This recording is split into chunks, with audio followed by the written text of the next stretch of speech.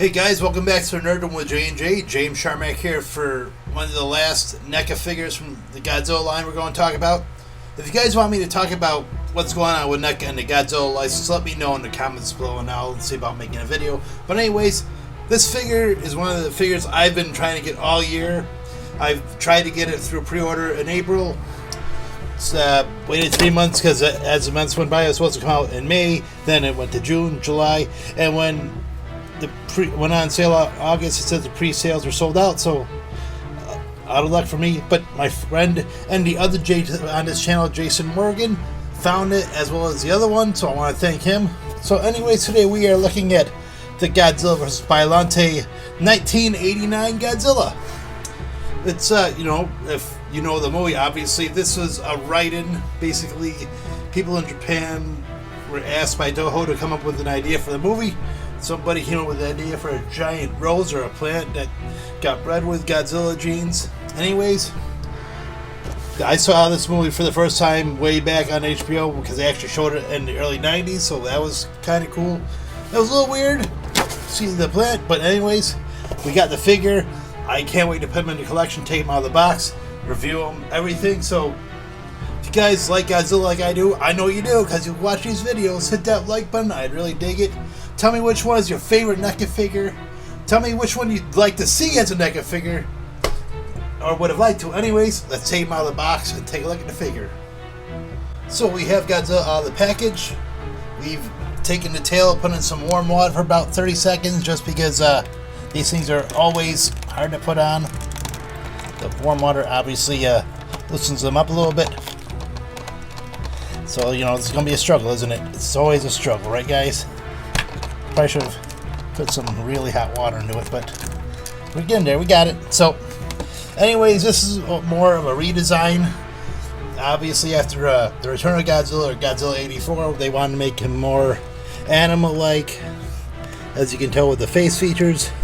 Smaller head, smaller eyes, but the mouth opens up pretty wide, so that's pretty cool. He does look a little bit more standing up straight, right? He's standing up straight a little bit more than the regular Godzilla, so that's pretty cool. Like I said, the head on him though, obviously they went smaller, more animal-like in the initial designs. We'll talk about it more when we compare it with 84 and the Space Godzilla. But yep, it's more trying to make him animal-like. Pretty cool. I love the. I've always loved the details on the NECAs. Just to feel the scales and whatever, crevices, paint apps obviously fantastic. Miles and miles away from the Playmates ones we've discussed and loathed. Right, scales are awesome. I know there's a variant out basically where he gets the Biollante stuff all over him, but. We might see if we can try to get it, but I'm not, holding my breath. Still very cool. Let's talk about his articulation, shall we? Because that's always fun with these, right? So, his head goes back super far. That's nice. It goes forward. It's a damn shame they discontinued the line, because this looks like a vast improvement on every other one I've seen. Just look how far his head goes down, and look how far up it goes. That's awesome. His head can go all the way around. Obviously, as the jaw opens up really wide, so they really look like they've jumped into their stride with this one. The neck goes around too, so it's a damn shame. I'm really disappointed that they don't have the license to anymore. Arm goes up straight, all the way around. Rotation at the elbow, and wrist rotation, and finger knuckle rotation. He can go back that far, go forward that far. I don't want to break it, but if I can, I should be able to bend it. A rotation at the waist, of course. Legs go forward and back that far. They go a little bit out, not too much. Obviously, it's Godzilla, so he doesn't he has articulation, but not like super ridiculous articulation. Knees go up forward and back, like I said. Angles go forward and back and side to side and all that. He has 1, 2, 3, 4, 5, 6, 7, 8, 9 points of articulation to tail. So look how that sucker goes. That's awesome, right? Fantastic looking figure. And of course, well, I would say of course, but they've actually, given them the atomic blast. So that's pretty cool. So let's have some fun. Let's perform some poses. What do you say?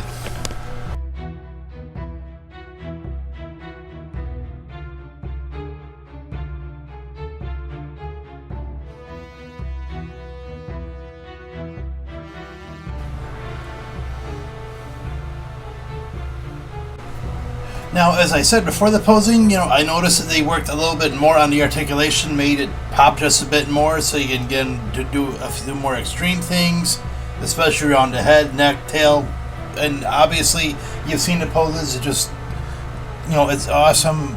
It's probably maybe top 2, could be the top Godzilla figure I have in the collection right now. I love posing him. He's awesome to look at. He's awesome to put into poses. And, it's, obviously his 5 years of experience, put into a figure and making him look just fantastic. I don't have, the Monster Arts, but I could probably put him up against Monster Arts, and you'd probably say, it's probably just as good. So, fantastic figure. I love it.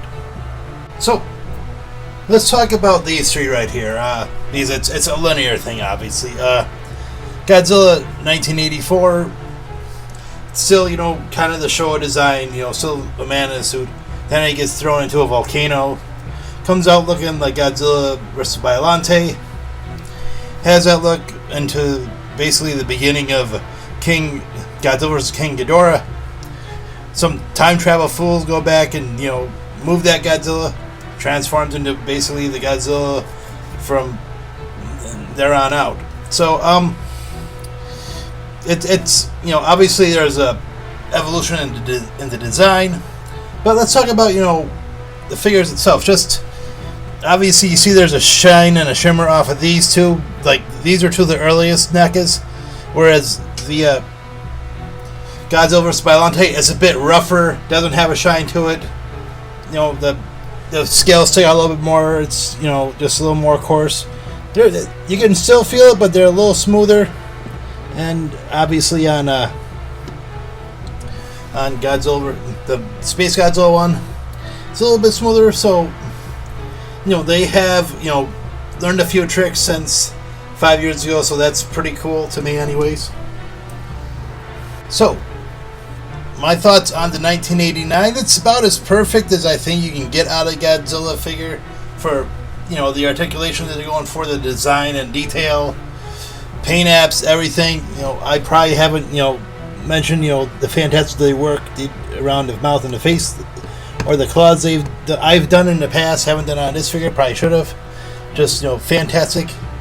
It breaks my heart that Playmates has the license now and NECA can't continue to make more figures of this style, especially with the quality they put into this one. Just they were moving forward. They were innovating. They were making better figures, and it just makes me a little bit mad, a little bit upset, but I get it.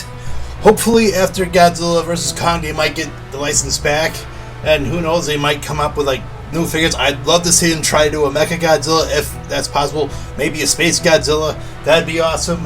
Maybe a 74 Godzilla against Ghidorah, whatever. Anyways, if you are a Godzilla fan, this is a figure you need to get.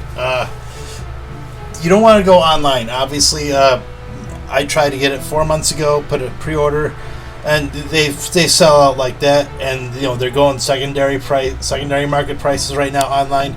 So the best chance would be either a GameStop or a Target. That's where Jason found this, and the other one at the Target. So I want to thank him again for finding this for me. It will be a fantastic addition to the collection. When I actually do a decent display, it's going to probably be front and center. But not just knock its quality, but they've just improved upon it. And I dig it for it. I respect them and I thank them for it, for not just being comfortable. It's more like, how can I make it a little bit more articulated, a little more focused, a little more expressive. And, Godzilla vs. Biollante, does that in spades. So I want to thank you guys once again for watching. Sadly, we have one more NECA Godzilla, unless I can find a Rodan and maybe a Godzilla 2014. But 2003 will be probably the last NECA figure we'll do, as far as I know. But we'll see. I know there are variants on this and the other figure. Anyways, I want to thank you guys for watching these videos, for watching the Godzilla videos, being a Godzilla fan. Which is your favorite NECA figure? Let me know in the comments below. Anyways, my name is James Sharmack. This has been the Nerd Room with J&J. And as always, I want to thank you guys for watching. If you like this video, please hit that like button. And when you haven't done so, please subscribe to the channel. I'd really dig it. Just because I'm not doing NECA figures does not mean I won't do Godzilla figures. I'm going to probably see about getting some Bandai's. Maybe I might bite a bullet and actually go for a Monster Arts figure. We'll see. But anyways, until the next time, I want to thank you and say keep on collecting and happy hunting.